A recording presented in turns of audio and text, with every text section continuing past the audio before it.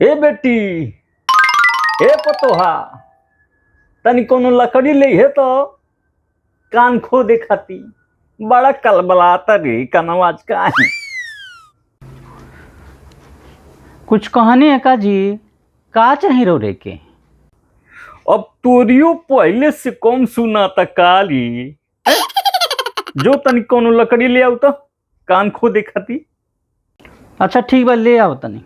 इहो नया नया शौक पाला तनी ए दादा बुढ़ौती में। अब कोई लिहले पारे जी भोजनवा हो, करिहा कान के खोदानवा। हाय हाय हाय हाय। है ले, लेकिन आराम से खोदब, ढेर में कहीं न खोदा जा कनवा।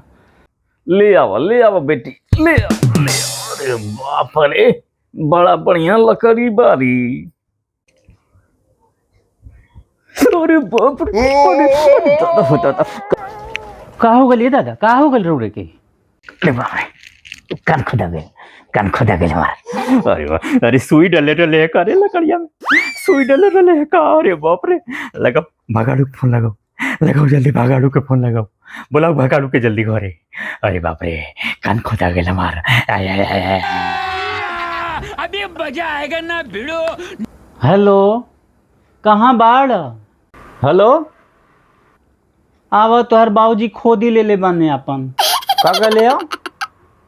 के खोद ले बा? तोहर बाबूजी अपने कनवा में लकड़ी डाल ले बाने। हाँ जल्दी आओ, रो तन दुखाता उनको।